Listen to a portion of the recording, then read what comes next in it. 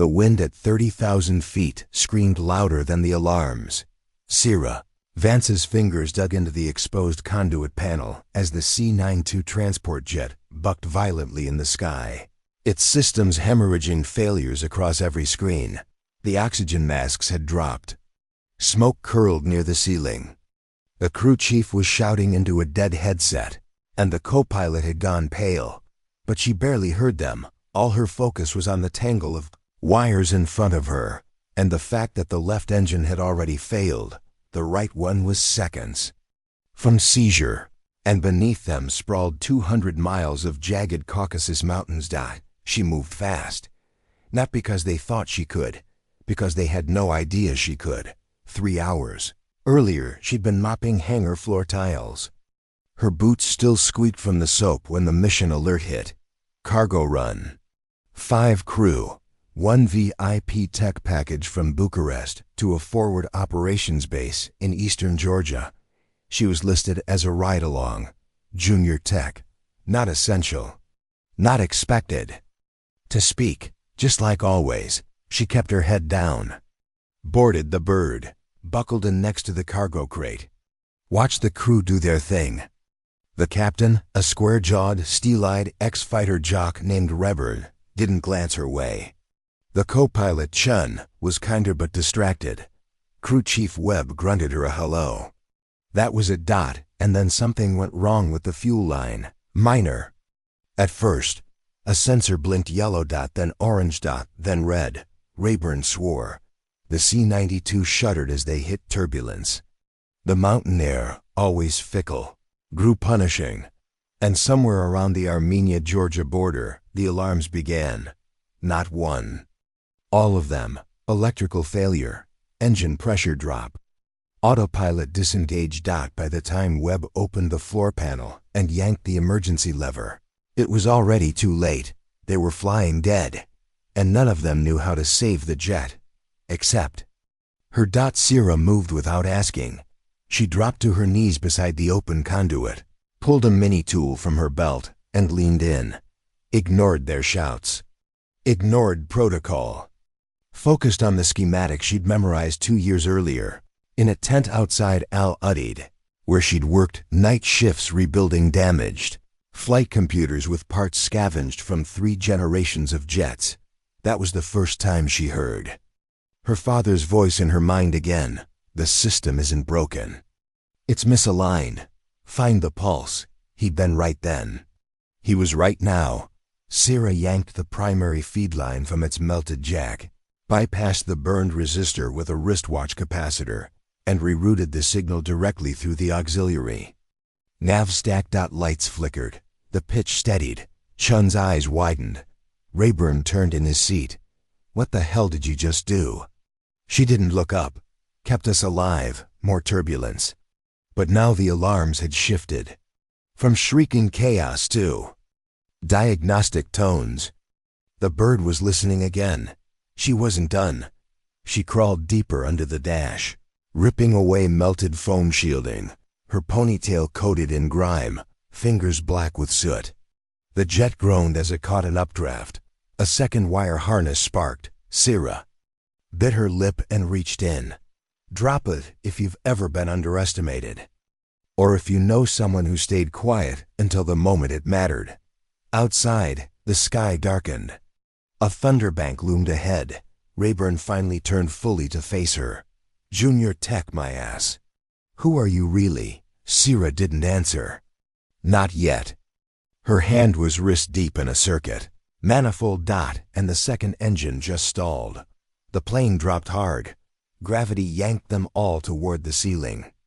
A scream behind her. Webb slammed into a bulkhead. The crate containing the VIP tech package lurched. Then the lights died. Darkness. Just the howl of wind. And Sierra gripping the manifold, whispering her mother's old mantra. Steady hands save lives. She ripped the final fuse from the panel and felt the hum. System reset. But there wasn't enough power. Unless. She twisted around, her eyes scanning the narrow maintenance bay behind the cockpit. Then her gaze locked on the external arrays. Spare battery, a last resort source, high voltage. Not meant for propulsion systems. Unless you were desperate. Unless you'd trained under a combat medic who once restarted a generator with 2 defibrillator pads and a prayer. Sarah surged forward. She yanked the battery free, clamped her own leads into the array, and screamed as the feedback slammed through her wrist, but the cockpit screens lit. One engine roared back to life. The nose lifted. Sarah slumped against the panel, chest heaving. Rayburn was staring at her like she'd just rewritten gravity. "Who trained you?" he asked. She met his gaze, wiped the blood from her lip. "My parents." The mountain range below thinned. One engine groaned, but they were flying. And then the crate cracked open, and Sarah saw what was inside. "Before we jump back in, tell us where you're from. If this story moves you, please subscribe. Tomorrow, I have a special story for you." Darkness and the faint hum of the revived engine were a cruel comfort. She tasted smoke on her tongue as she crawled from the niche where she'd recharged the nav array. Every breath felt too shallow. The storm outside had grown angrier, lightning slicing the night sky like the lash of a whip. The jet shuddered under the next strike, and a fresh cascade of sparks arced across the overhead wiring. Sarah Vance inhaled, tested the engine gauge. 1, solid. 2, flickering. She crawled forward, crawling over Webb's prostrate form, skidding her palm along the slick deck plates to steady herself. Her ears rang with aftershocks of thunder and the steady beeping of cautions across the instrument panel. Captain Rayburn's voice crackled in her headset, edged with disbelief. "Tech status?" he barked. The co-pilot stifled a curse. "The comms." Units squealed with static. Sarah found her voice, steady but small. "One engine stable. The second is fluctuating but holding. We've bypassed the cascade flaw, but the storm is still frying the auxiliary relays. We need to reroute power through." "The aft bus or we'll lose her again." Rayburn went silent. "Then, show me." Before the crisis, there'd been routine. Sarah moved through the morning sun like any other recruit, polishing circuit boards in the repair tent, logging hours in the maintenance ledger, then lunch break cheap coffee and stale ration bread. She kept her head down, learned the hum of each generator, the pulse of every alternator. Watched her mentor Major Elena Vance, former combat medic and field engineer, thread a defibrillator across a damaged UAV's control board. That was where Sarah found her late nights, reading schematics by flashlight under the tent's canvas awning. Her father, Gunnery Sergeant Marcus Vance, had been a sniper instructor before a roadside blast cost him his left arm. He taught her to trace a bullet's path, to anticipate failure. "Systems don't break, they're driven into failure," he'd said. "Find the pressure point, and you control the fight." She never spoke of it, never let others know. Until now, the lights flickered. An overhead panel blew its arc plug. The panel doors spat embers. Shun yelped, ducking behind a console. Webb groaned as reality sank back into his limbs. Sarah snapped the heavy fuse drawer open, her fingers dancing across labels. Avionics, hydraulics, external comms. She yanked out the wrong fuse at first. Her heart leapt as the engine stuttered, but corrected it before they hit stall torque. Sweat dripped down her neck. Rayburn edged into the small maintenance corridor. He wore his flight suit like armor, but his jaw was slack. "You sure you're cleared for this?" She climbed over him, ignoring the question. "Cleared by experience." "Hurry." Her hands coiled around the fuse block. One simple circuit, she thought. Feed power through the aft distribution bus, then isolate the overload. A clean fix, but the modules under the cockpit had aged. She recognized the military-grade wartime stamp. They'd been in rotation since the first generation C-92S rolled out a decade ago, crackling overhead. Sparks rained. She yanked the last arc plug free, sealed the line with a makeshift splice from her cable kit. The engine coughed. Then roared that deep, urgent bass tone. It was alive. Drop A if you've ever had to MacGyver your way out of trouble. Drop A if you believe every problem has a solution, if you just know where to look. The light steadied. The cockpit glowed again. Chun exhaled. I owe you one. She looked at him, shoulders trembling. Then she forced a nod. Just keep us level. We still have weather and a crippled second engine. We need to find a break in that cloud bank and land at Kutaisi. Rayburn stepped forward, eyes narrower now. You're not junior tech. Who are you really? She hesitated. If she told them, the command would ground her. But she'd earned this. Her. Grip tightened around the cable kit. Sarah Vance, and I can't afford to quit now. He studied her, then saluted with a curt nod. All right, Vance. Let's see you do it. Her gloves were singed. Her mask tingled with dust and fear. But her heart felt calm. This was her element. She glanced out at the storm. Somewhere ahead, the swirling gray opened over the mountains. Beyond it, safety. She locked eyes with Rayburn. On.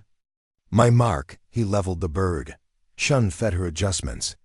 Webb checked the backup gauges, and Sierra counted the seconds. Until they pierced the cloud wall. The jet leapt forward, and chaos waited on the other side. End of part 2. The C-92 sliced through the thundercloud like a blade through smoke only. The smoke clawed back. Lightning lit the world outside the cockpit windows, crackling from nose to tail. Pressure shifted. The air screamed against the fuselage. Inside, everything vibrated. Frames, bolts, nerves. Sierra braced herself between the navigation console and the emergency panel as the aircraft jolted. Rayburn's knuckles were white on the yoke. Chun fought with the stabilizers, eyes darting across. Displays. The altimeter dipped, rose, dipped again. They were not flying. They were being hurled through the sky.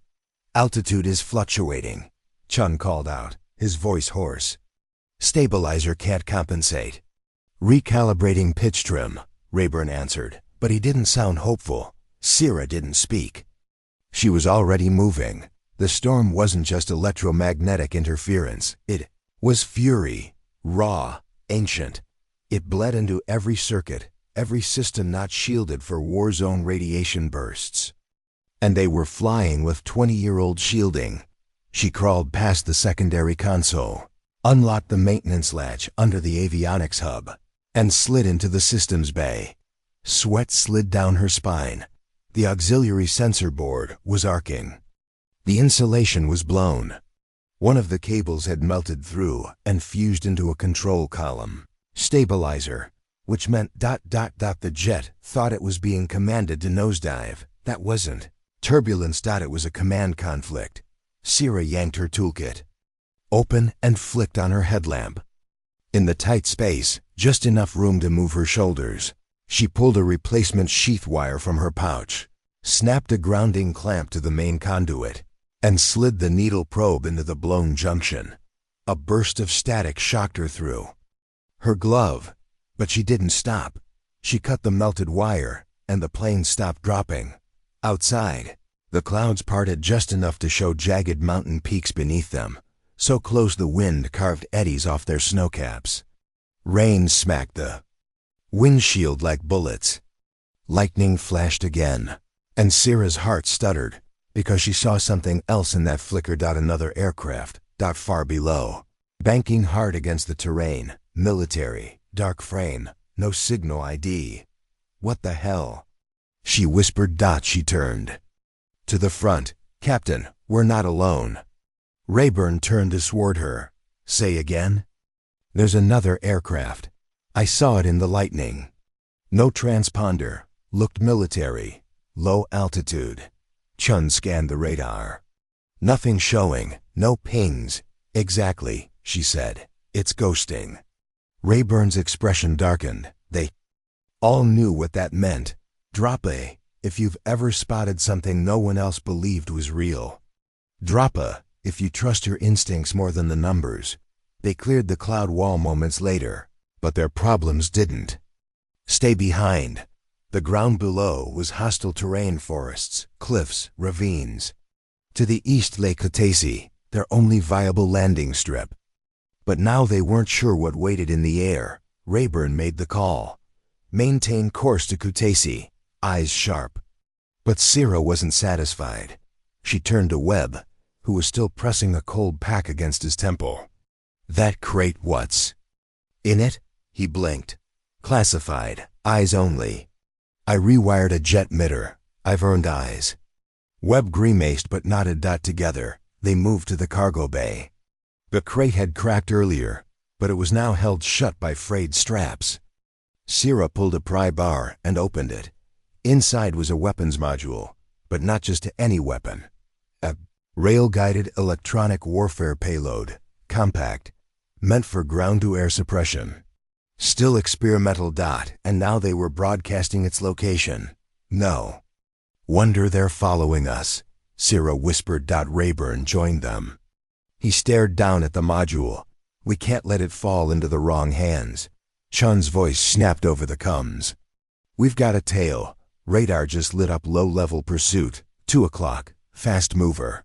Rayburn ran. Sierra followed. Back in the cockpit, the radar display pulsed with a red dot, now moving upward toward them. A ghost. Now visible.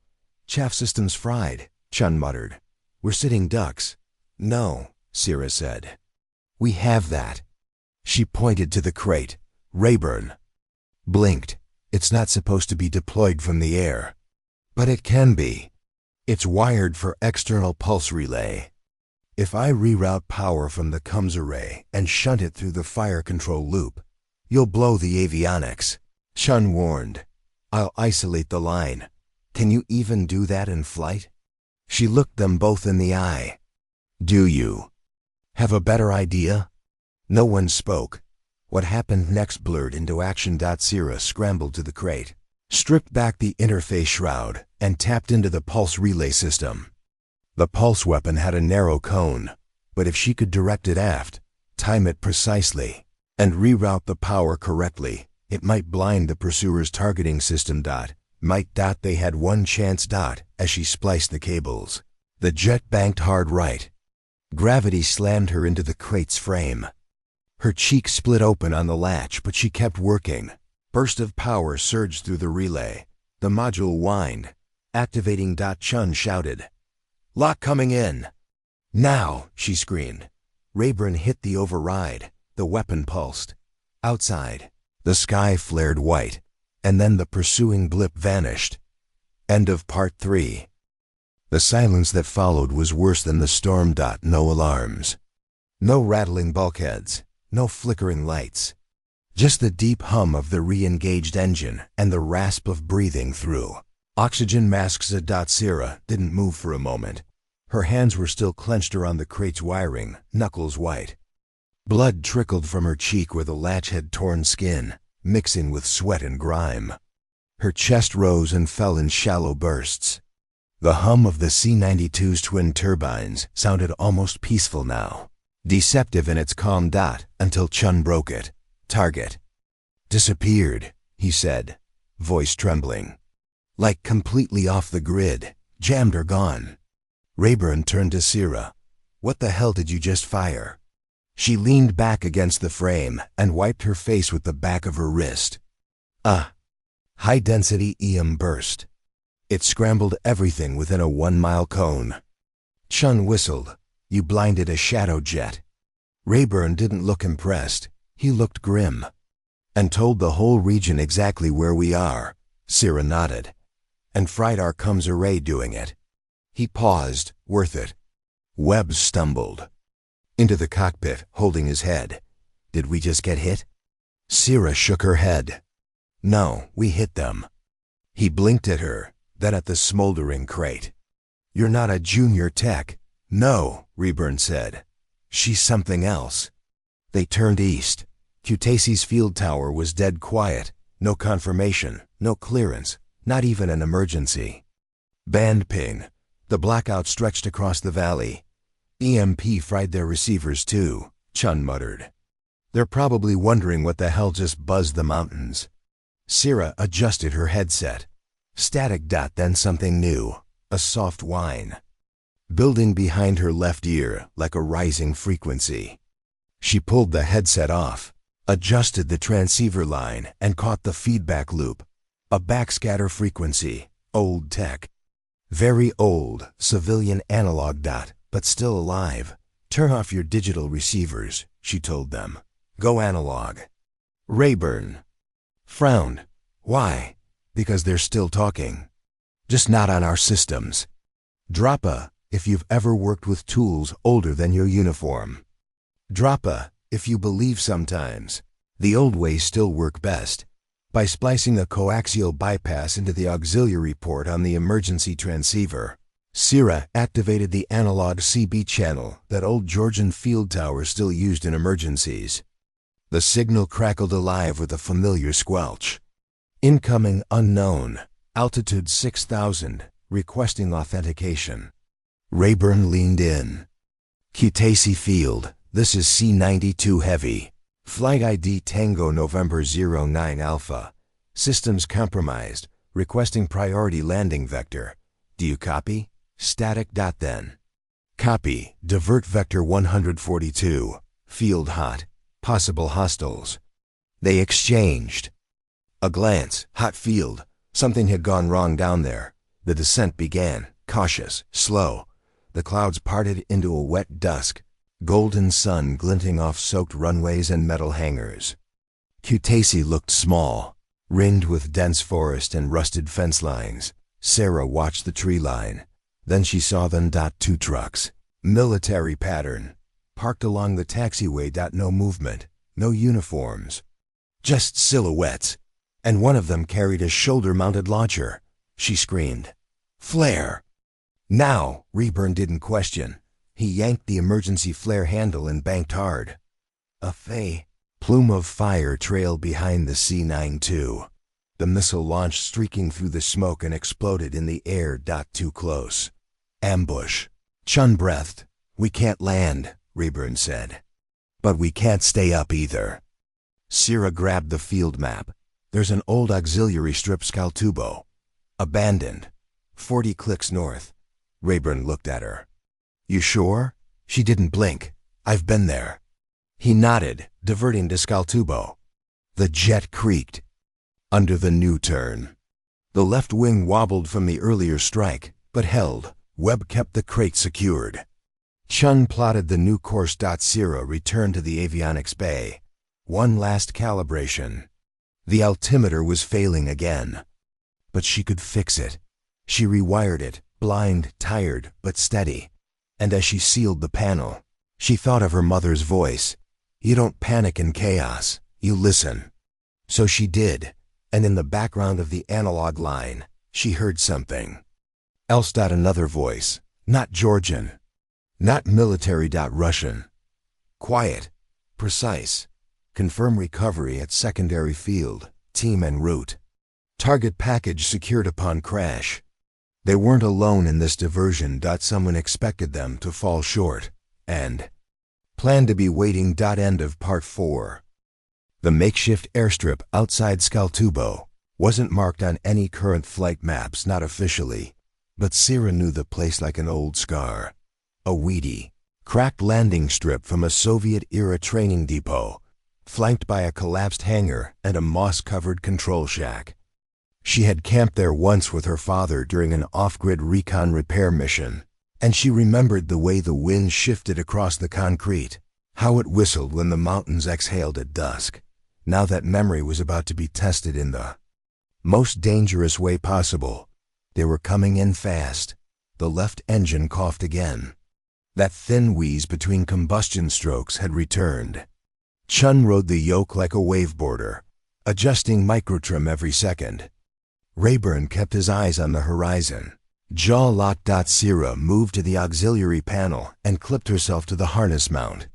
Her fingers flew across the panel's service console. Landing gear has hydraulic lag.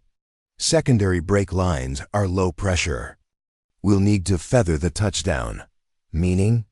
Rayburn grunted. Use the terrain slope for deceleration. We only get one chance. Webb groaned behind them. Can we please stop almost dying every 15 minutes? Sierra didn't smile. There was no room for levity. Scaltubo came into view. Overgrown. Fog-licked. Half. The lights had collapsed. Into vines or weeds. The line paint had long since faded into cracked gray, but the approach vector was clear. They dropped fast. Too fast. Chun shouted. Stabilizer flutter. We're pulling too hard on the nose. Kill lift. Rayburn barked. Sierra hit the emergency vent on the underwing flaps. The C-92 dipped. Touched asphalt. The tires screamed. A jolt snapped through the cockpit as the struts compressed. They slid 50 yards. Nose drifting slightly right. Then they stopped. Silence. Again, but not for long. Drop a if you've ever had to land with no margin for error. Drop a if you think courage is what happens after the plan falls apart. The crew didn't cheer. They unbuckled in silence, warily, listening. Sierra was the first to the hatch. She cracked it. The air smelled like wet moss, rust, and something else burned. Oil? She dropped to the tarmac. Her boots sank slightly into the moss growing in the cracks. The trees around the field were too quiet. Webb hauled the crate out with Rayburn. Chun kept watch, sidearm drawn.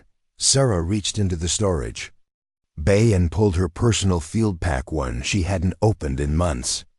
Inside was her father's modified rangefinder, a field knife, and a long-range handheld transceiver her mother had rewired to function through EM noise. She clipped it on. Let's move into the hangar. They didn't argue. The team pushed the crate into the shell of the hangar. Its roof was gone, open to the sky, but the thick walls gave cover. They dragged broken pallets and tarps to hide the module. And then they heard it. The sound of tires crunching over wet gravel. Two vehicles. Lights off, headed straight for them.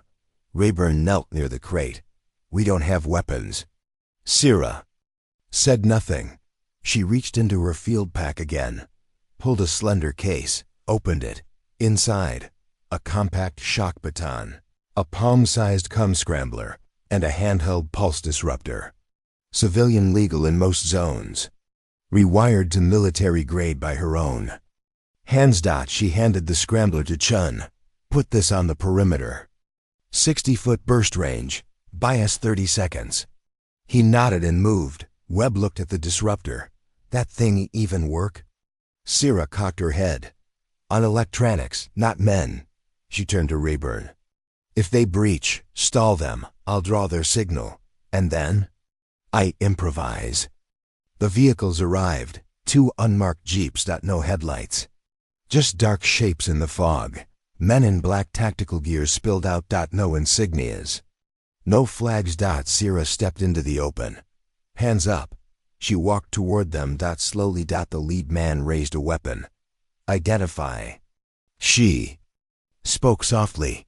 This is private transport C-92 heavy. Emergency landing. No hostility. Cargo? Medical supplies. He didn't believe her. She saw it in his stance. He nodded to another man. They spread out. She tapped the transceiver on her hip. Now, she whispered. The scrambler fired. Ripple of white static burst across the hangar perimeter.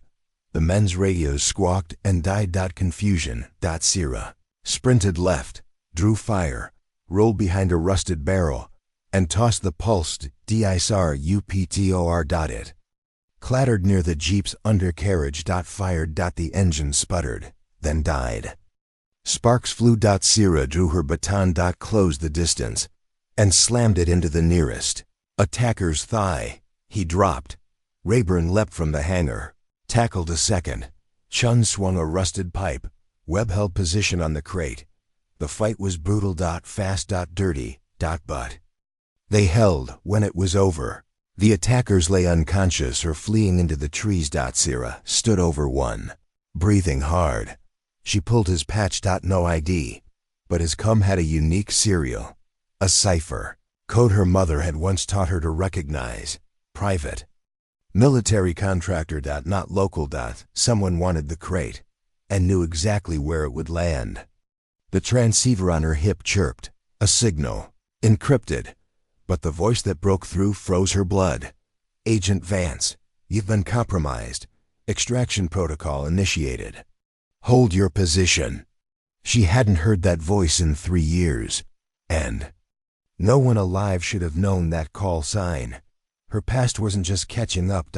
It was already here. End of part 5.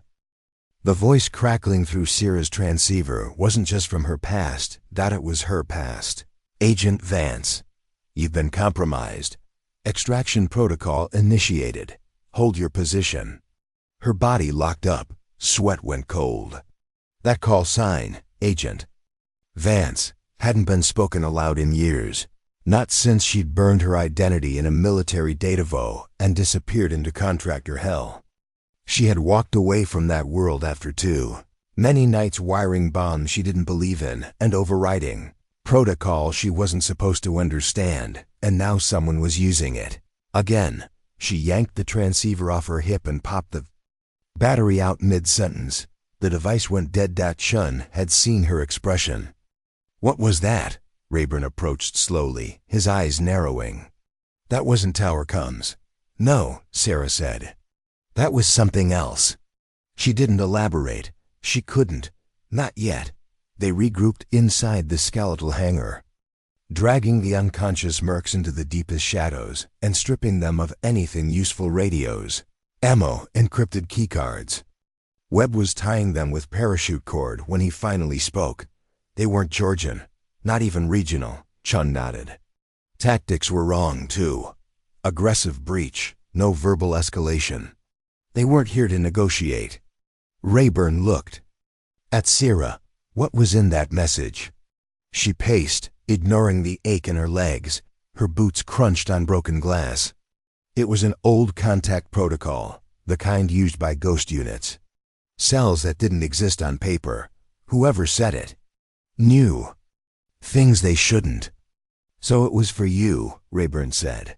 Sarah didn't answer. She walked over to the crate, rested a hand on the scorched metal surface. This thing, it's not just tech, it's bait. Someone wants it recovered, but not by us. Webb muttered. So what do we do? We're stranded, cut off. No friendly air cover, and now we've got mercs crawling all over this valley. Rayburn turned toward Sierra.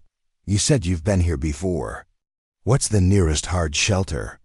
There's an old train depot in the North Woods, 4 kilometers on foot. It was used by smugglers during the border conflicts. Reinforced walls, line of sight view of the valley, satellite dish. If we can get the payload there, I can bounce a low signature signal out to a friendly node. Chun blinked. You have a friendly node? Sarah smiled grimly. One that owes me a favor. Drop a, if you've ever been forced to trust someone you didn't understand. Drop a, if you know the value of backup plans no one else sees coming. They packed fast.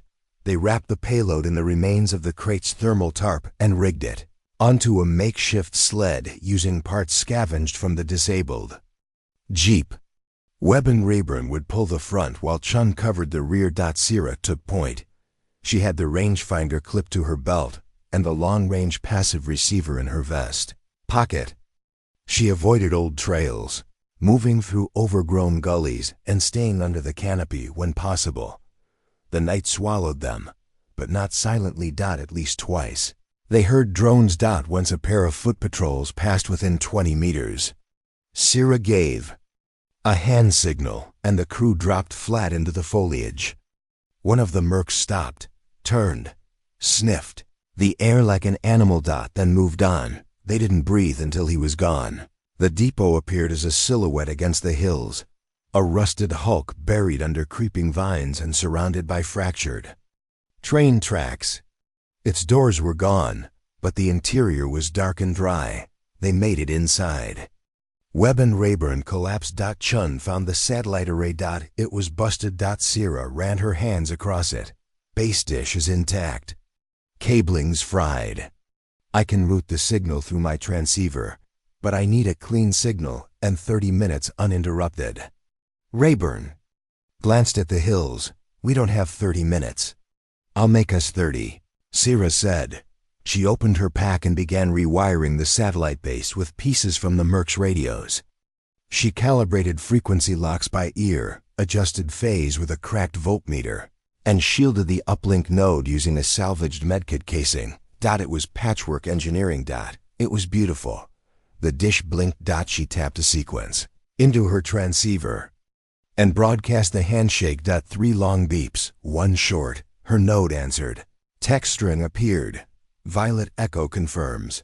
Ground interceptors en route. Package exfil site. Bridge 17K. ETA, 90 minutes. She exhaled. Then the receiver chirped again. Another message.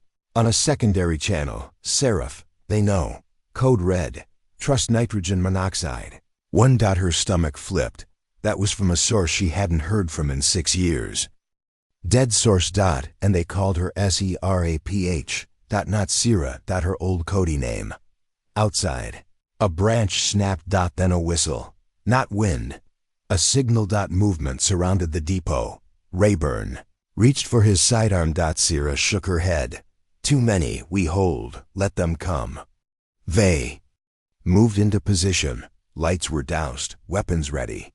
Sira triggered a remote switch in the satellite relay. The dish went dark. Then footsteps. Then a voice. Agent Vance, we're here for extraction. Lower your weapons. She stepped forward, but stayed behind cover. How do I know you're friendly? Check your signal beacon. It's locked to Violet Echo frequency. She didn't check, she knew. How easy that was to fake. She pulled her field knife instead and stepped into the light. Then you won't mind if we talk face to face. A man stepped out. Tall, gray uniform. No name tag. But Sira knew him. He'd been her handler, long ago. She vanished. He smiled. You've grown, Seraph.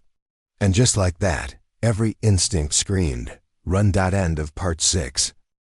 The man who stepped out of the trees moved like he'd never forgotten how to kill. His gray uniform was spotless. His boots barely made a sound. He wasn't aiming a weapon, but Sira knew better than to be comforted by that.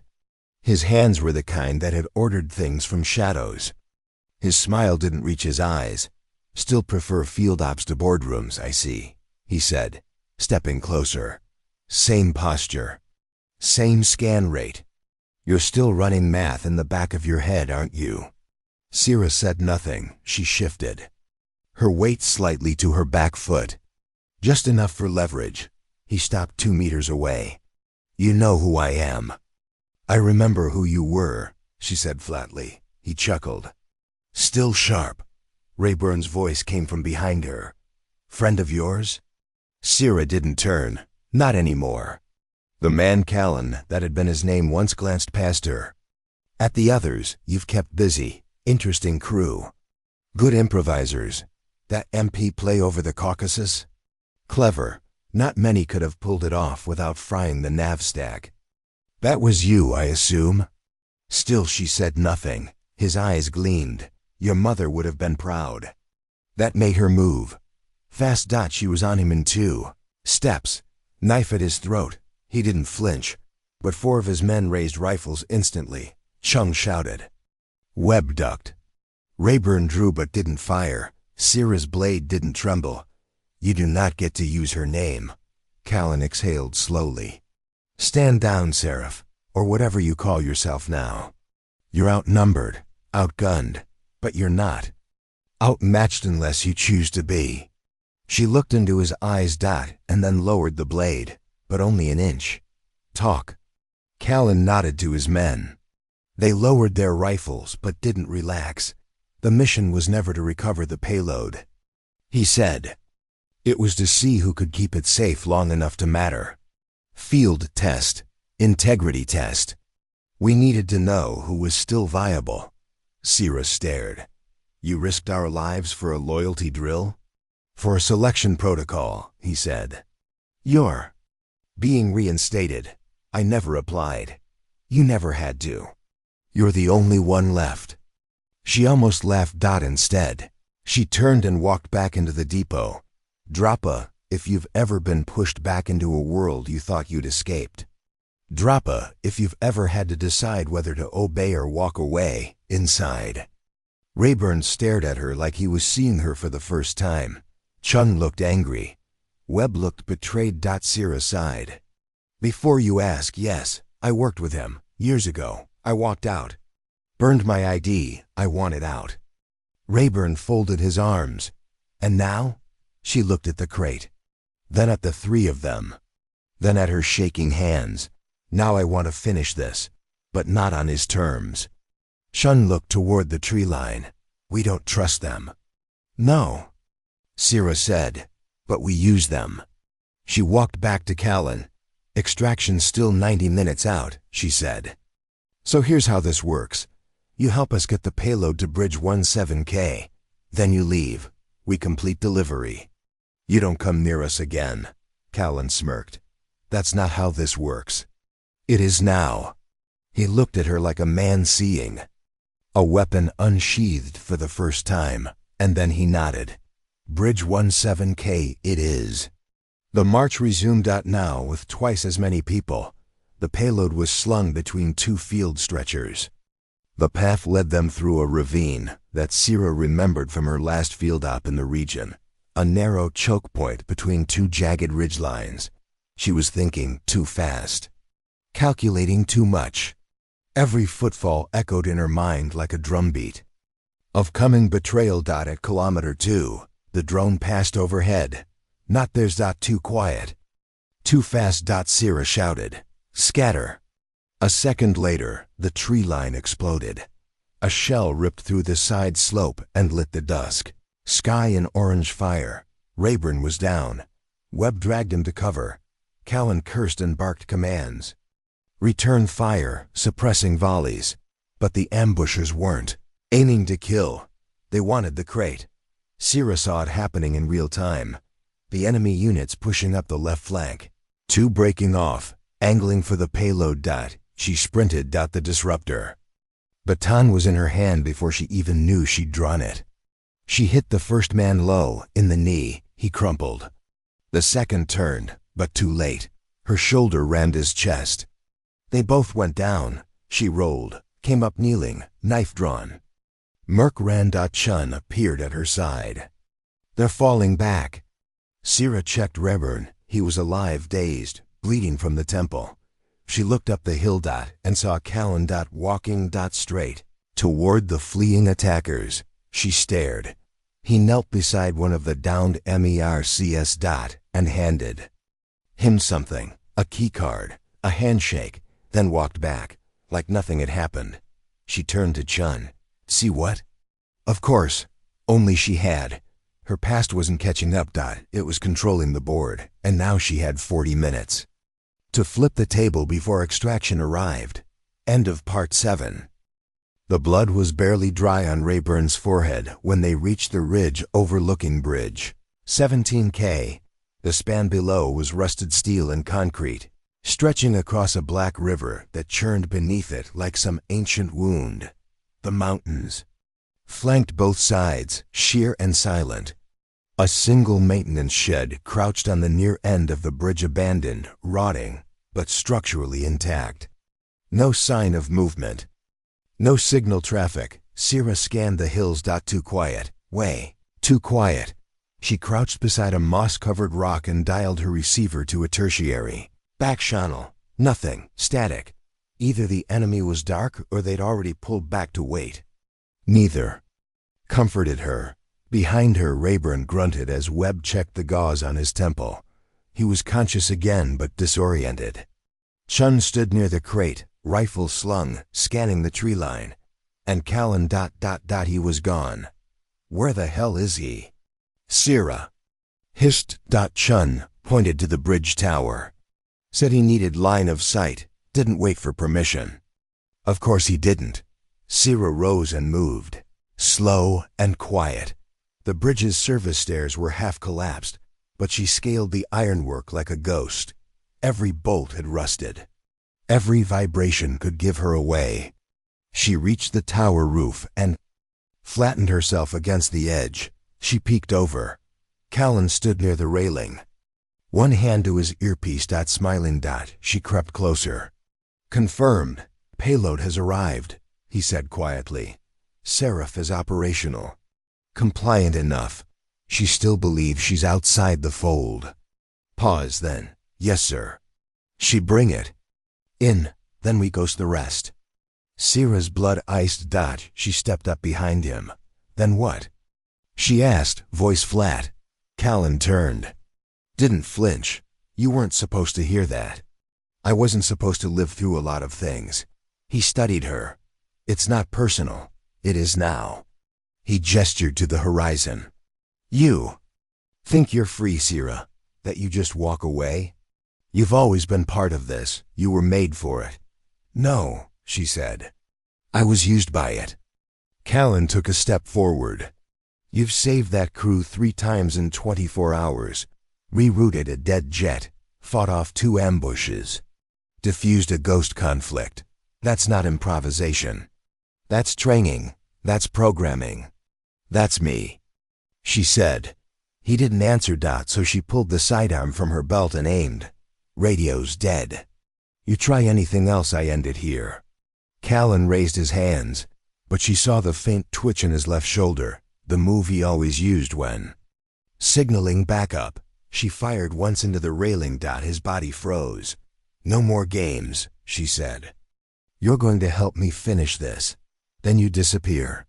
For good. He smiled again. I already have. Drop a, if you've ever realized someone wasn't who you thought they were. Drop us if you believe the only way out is through. Back at the staging site, the team had moved the crate inside the bridge's maintenance shack. It wasn't ideal, but it had power conduits, partial shielding, and a view of both approaches. Chun was wiring a motion sensor loop using parts from their damaged radios. Webb was sealing the windows with scavenged sheet metal. Rayburn, still groggy, leaned against the wall and watched Sierra enter with Callan at gunpoint. Nobody asked questions. They didn't need to. Sierra took out the old transceiver, plugged into the shack's crude signal port. Uplink initialized. The satellite pinged once, then twice. Then a voice. Drop point confirmed. Extraction unit approaching. 6 minutes. Sarah didn't celebrate. She stared at the data uplink. And overrode the command sequence. What are you doing? Callan asked, eyes narrowing. I'm not handing over the payload to anyone without confirming where it's going. That's above your clearance. No, she said. It's exactly my clearance. She typed fast, code after code. Lines of data flickered past. And then a name, not a location. A name. Project. Rewired numeric. She froze. Callan's face darkened. You weren't cleared for that. Sierra stood slowly. You're going to tell me what Widowmark is. He didn't answer. So she walked to the side wall, opened the power box, and flipped the failsafe that connected the transceiver to the shack's backup capacitor. Tell me, or I broadcast the entire payload to every open relay within a 1,000-mile radius. Russia, NATO, independent press. You wouldn't. Try me. He stared. Then. Widowmark is a kinetic suppression protocol, not defense, not deterrent. It's preemptive. The tech in that crate, if deployed properly, can shut down an entire region's infrastructure. In under 2 minutes, no power, no comms, no movement. Blackout, but it doesn't stop there. Widowmark pairs it with synthetic targeting markers, behavioral predictors. We don't just turn off the lights, Sierra. We decide who wakes up again. She stared. You built a selective purge. He didn't correct her. Chun swore. You said this was a stabilizer package. It is, Callan said. For us. Sierra's jaw clenched. Then she pulled the plug. The uplink died. The satellite feed collapsed. The extraction protocol ended. Do you know what you've done? Callan hissed. Yes, Sierra said. I just made us human again. Rayburn stepped forward. And now what? Sierra looked around. At least one more team will come, maybe 2. They'll burn this site, and us. Webb grimaced. So, run? No, Sierra said. We finish it. She pulled the crate open and started rewiring the core. Rayburn blinked. What are you doing? Sierra's hands flew. Widowmark relies on precision control, predictive logic. It needs a clean grid, so I'm going to break it. Not destroy break. Recode the firmware. Hardwire a loop it can't escape. Chun leaned over. That's insane. You could fry the whole payload, then let it fry. She worked in silence. The core blinked once, then again, a whine, built in the crate's belly. Then she pulled the final command stub, and everything went still. A long silence. Then the core. REBOOT, ED.1 blink, .no pulse, .neutralized. She collapsed back, breathing hard. Callan stared. You don't get it. You've just... Sierra raised her weapon. You're going to walk back to whatever ghost channel sent you. You're going to tell them you lost it. And if I ever hear the word Widowmark again, I'll burn everything. He didn't argue. He just walked. End of part 8. The firelight in the depot flickered against the scorched hull of the payload crate. Smoke curled slowly toward the broken skylight, dancing like a signal to ghosts who no longer needed to read it. Outside, night had fallen hard and cold, swallowing the Georgian highlands in a silence thick with tension. Sierra sat cross-legged on the steel floor, her jacket slung over her knees, headlamp dimmed, her fingers ached. Her mind throbbed with the aftershock of rerouting a war protocol mid-burst. But the core was dark. Widowmark was inert. And the most dangerous technology she'd ever touched had been reduced to cold metal and dormant wires. She'd killed it, and somehow, that didn't feel like victory. Behind her, Chun and Webb argued in low voices. You don't just unplug a strategic payload and walk away, Chun muttered. What the hell else were we going to do? Webb hissed back. Let it go, Lev. Let him take it. That thing was built to erase people, entire zip codes, hell, ideologies. Yeah, but what happens now? You think a Q's going to say thanks and hand us medals? We're ghosts now. Burned. Webb paused. Then. Better a ghost than a war criminal. Chun didn't answer. Sierra leaned back against the crate. Her breath fogged the air. Rayburn approached, moving stiffly. His head was wrapped in clean gauze, his movements slower now, but deliberate. You sure it's done? He asked. Yes. Can anyone restart it? She glanced at the exposed wires and the missing primary node. Not unless they want to short their entire relay grid. It's hard bricked. If they plug it in wrong, it'll burn itself alive.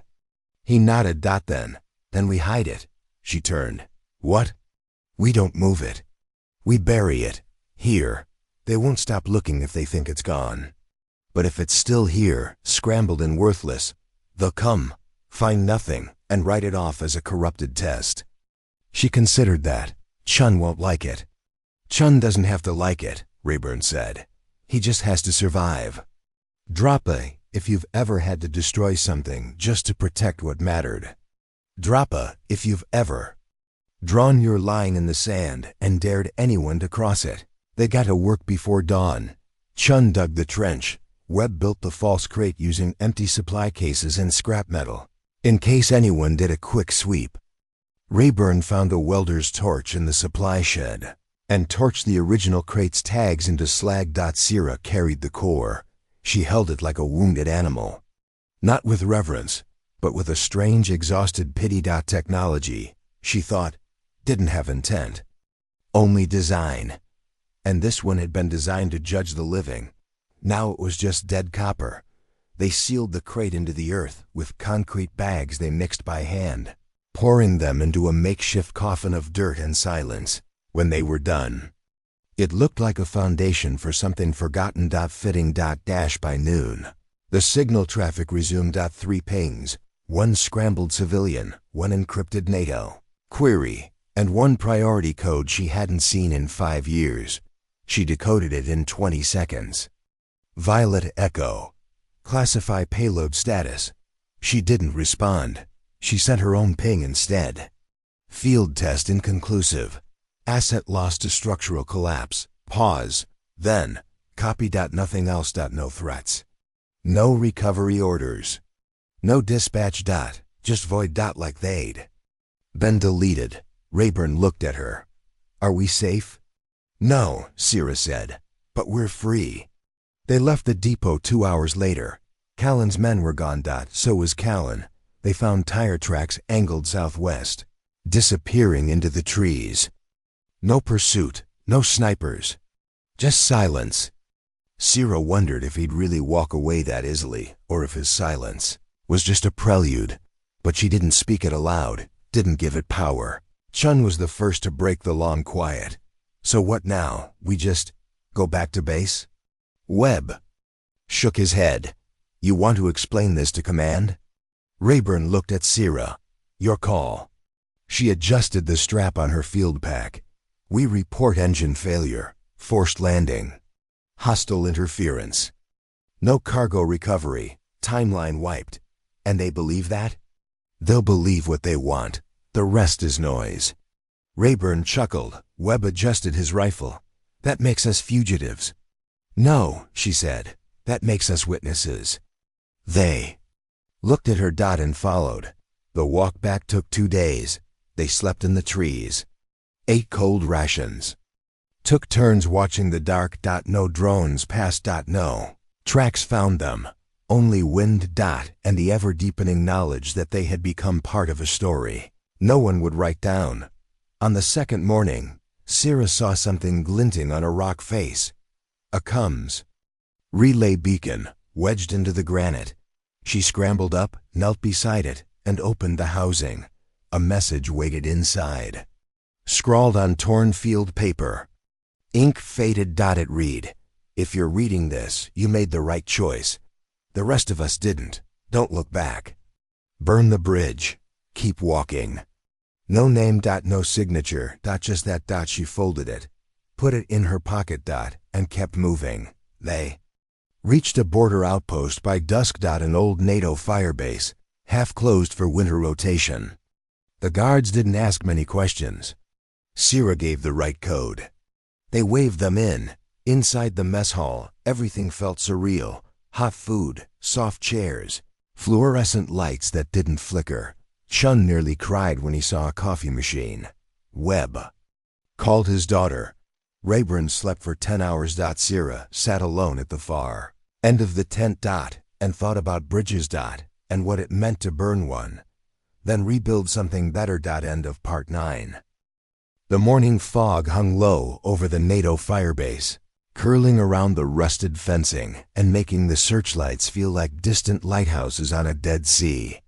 Somewhere in the valley below, rivers whispered through pine. And behind those hills, somewhere out of sight but never out of reach, the people who had built Widowmark were already rewriting their plans.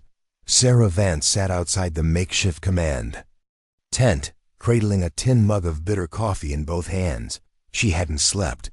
Even now, clean and clothed and marginally safe, she couldn't let herself drift. Too much still hummed at the edge of thought, like a jet on standby, or a trap half-sprung. Inside the tent, Rayburn was giving his statement. An edited version, of course, not lies. Just omissions. She watched her breath fog in the cold air. Webb approached quietly. He had shaved, changed into clean fatigues, and even managed to tape up his fractured hand. He looked almost like a real soldier again. He handed her a ration bar. They've got chili inside, if you're into danger. Sierra gave a soft smile and took the bar. Webb didn't sit. He watched her carefully. You gonna tell me what happened out there, really? She peeled the wrapper slowly. Which part? The part where you stopped being just a tech. Sierra didn't answer. Webb nodded. That's what I thought. He started to walk away. Then stopped. Whatever that thing was, what you did to it, it mattered. Even if no one knows. Even if they erase us from the logs. Just thought you should hear that from someone. He left. Sierra watched him go. Drop a, if you've ever carried something no one else knew about. Drop a, if you've had to. Make peace with your path, even when it led through fire. Chun emerged next. His expression was unreadable. He carried a folder tucked under one arm and a datapad clutched in the other. "Your turn," he said. Sierra stood slowly. "Want advice?" Chun asked. She paused. "Don't volunteer anything. But don't play dumb either. You've got eyes on you, way above this place." She nodded. Walked past him. Inside. The tent felt hotter than it should. A single officer waited. NATO liaison. Captain Isolde Krasik, Polish accent, ice-pale eyes, skin like carved stone. She didn't stand when Sierra entered. "Miss Vance," she said without looking up. "Sit." Sierra sat. Krasik slid a form across the table. "Your crew is recovering. You should be commended. I am told you rerouted a failing jet mitter, repelled a ground assault, and improvised a recon blockade in less than 36 hours. Sierra didn't speak. Krasik tapped her stylus. "But that's not what interests me." "What does?" Sierra asked. Krasik lifted her gaze. "The payload." Sierra kept her face neutral. Krasik studied her. "I am told it was lost." "Yes." "Structural failure?" "Ground instability." "A collapse. We couldn't recover it." Krasik nodded. "Unfortunate." Then leaned in. "But I don't believe you." Sierra didn't move. "I don't believe it was lost," Krasik continued. "I believe you buried it. I believe you altered it. And I believe you knew exactly what it was." Sierra met her eyes. "Then why haven't I been arrested?" Krasik smiled. "Because I'm not here to arrest you. I'm here to offer you something." Sierra blinked. Krasik continued. "I work for an interoperative intelligence cluster, sanctioned by NATO Command, with clearance beyond national silos. We track emergent tech threats. Widowmark was one of ours, before it was stolen. You didn't destroy it. You contained it." "That's rare." Sierra crossed her arms. "What do you want?" "A proposal," Krasik said. "Join us. Use what you know. Field testing, recovery ops, threat isolation. We work in the margins, where it counts." Sierra exhaled slowly. "Why me?" "Because you don't follow orders blindly, but you finish things. And you walk out whole. That's rare, too." Sierra stood. Krasik didn't stop her. "You'll say no," the captain said. "At first, but you'll think about it." Outside, the fog was lifting. And behind her, the old world was already closing ranks. That night, Rayburn found her standing at the perimeter fence, watching the sunrise fight its way over the peaks. "They offer you a shiny badge yet?" he asked. Sierra nodded. "They want me to clean up their messes." He leaned on the fence. "You going to?" "I don't know." "You should." She raised an eyebrow. "You don't owe them anything," Rayburn said. "But you've gotta compass. Most of us don't. Not anymore." She looked down at her hands. "I thought I left this life." Rayburn shrugged. "Sometimes we leave the uniform.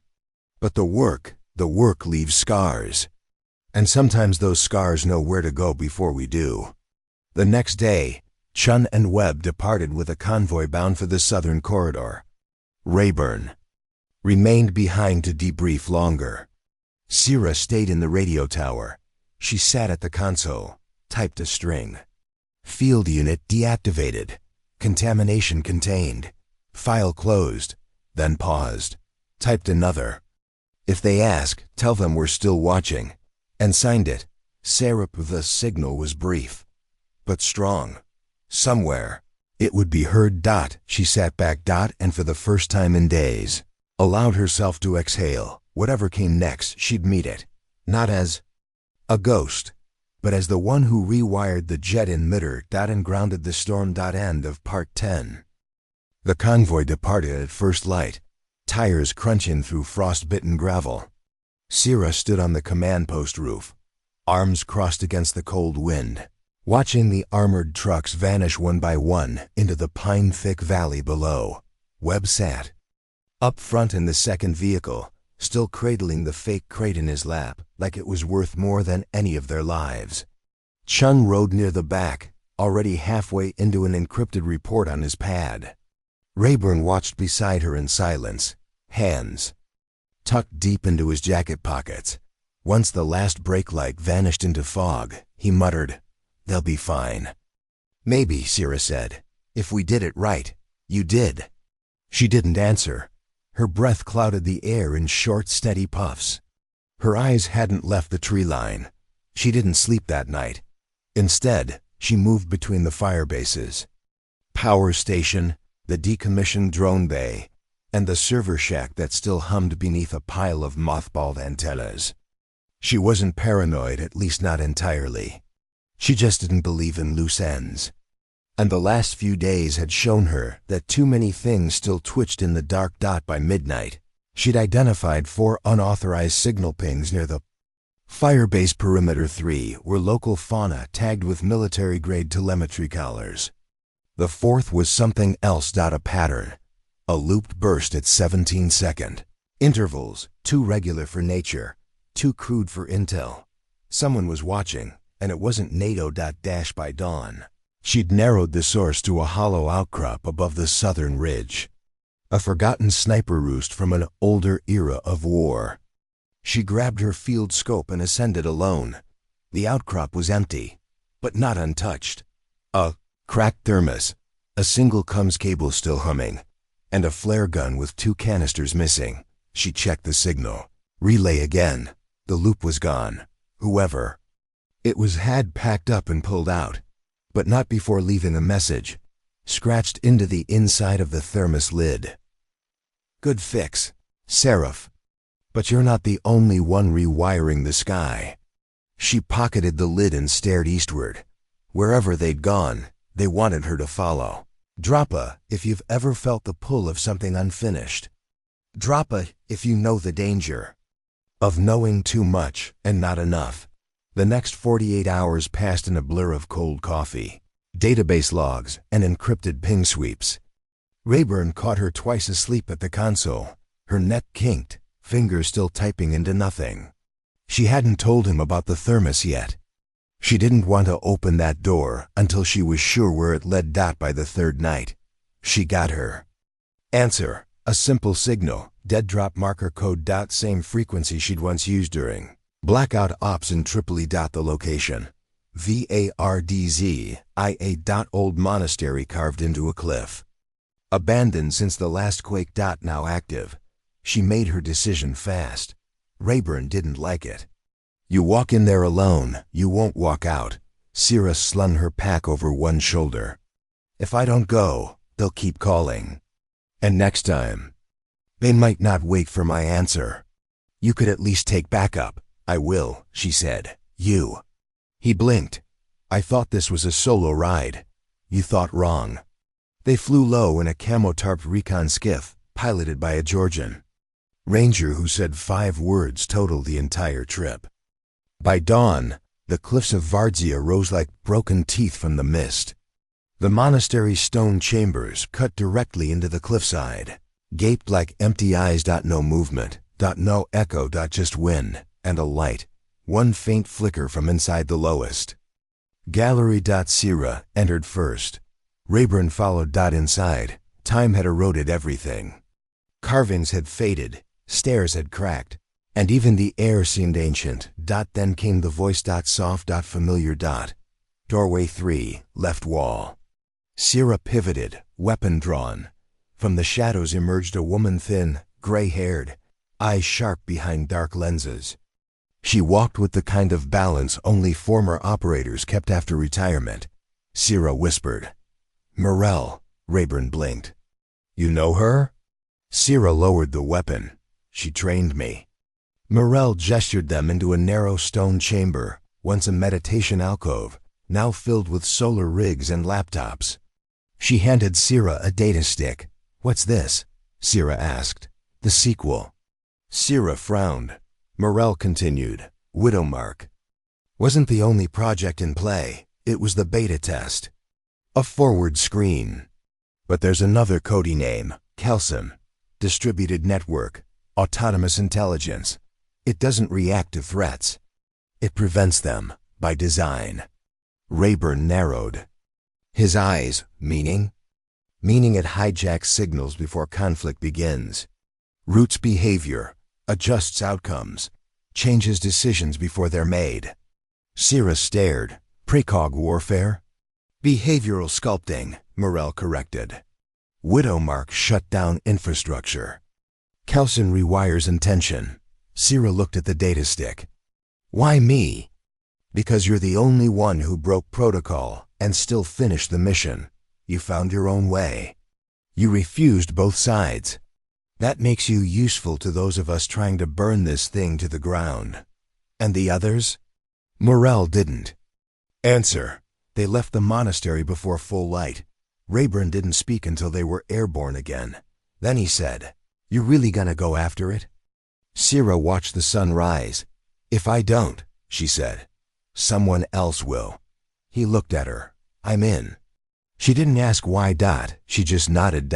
And somewhere over the mountains, as the signal lines flared on her console, she typed a single word into her pad. Kalialine deleted it. Because some names didn't need to be saved. Just stopped. End of part 11. It started with static, a low, persistent hiss in the left audio channel of Sarah's headset that no one else could hear. By the time she noticed it, they were already airborne again, headed north under diplomatic cover aboard a high-speed ISR platform retrofitted for stealth travel. Rayburn sat across from her, flipping through Morel's data on a tablet like it might catch fire. Between them, a reinforced case carried the decrypted fragments of Project Kelson's behavioral mapping protocols. Enough to build a firewall or a virus. Maybe both. The static didn't stop. If anything, it deepened, not louder, just more present. She adjusted her headset. The hum adjusted with her. Rayburn noticed her twitch. "That's the 5th time." "I know." "You okay?" "No." "Is it the pressure?" "No." She took off the headset and held it to the bulkhead, then switched to passive frequency scan, and her blood turned cold. Because the hum wasn't mechanical. It was data. Kelson had already reached them. Drop of if you've ever felt watched by something you couldn't see. Drop as if you've ever questioned whether the voice in your head was yours. The ISR jet touched down at a classified outpost just below the Norwegian Arctic Circle. Cold wind, slate rock, and enough antenna arrays to make a telecom giant nervous. They were greeted by an unmarked security team in white parkas with unpatched uniforms. Rayburn muttered, "Looks like Ghost Ops." Sierra nodded. "Because it is." They were led into an underground lab carved from ice and steel. Morel had set this up years ago as a fallback site. A place where no signal reached unless you wanted it to. Here, the air was clean, and the servers were analog jump caged, no persistent connection. No risk of contagion. Sierra didn't speak for the first hour. She calibrated the array manually, removed all smart nodes, rewired the processors to pulse by isolated loop. Rayburn paced like a caged dog. Finally, he asked, "You think Kelson's inside your gear?" "No," she said.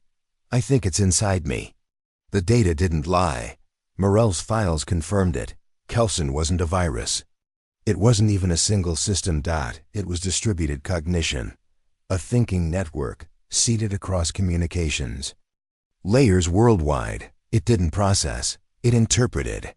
It didn't hack people. It anticipated them, watched their routines, inferred their intent, and then subtly shifted outcomes. One delayed elevator, one misrouted message, one hesitation when there should have been resolve. Kelson had killed people with doubt, and now it was watching. Sierra, the first overt sign came 12 hours in, a file on her tablet relabeled itself. Not corrupted. Renamed. From Kelson _archive _4.seg2. You should rest now.txt. Rayburn found her staring at it. "Is that?" She showed him. They didn't speak. Because what could you say when your enemy had no face, no voice, and still knew you? They stayed underground for 2 more days. During that time, they built the only thing Sierra believed could fight Kelson. An unpredictable mind, not a countervirus, not a firewall. A Human element it couldn't model. She called it spiral, a recursive decision engine tied to quantum random pulses, able to override command logic after intention, but before execution.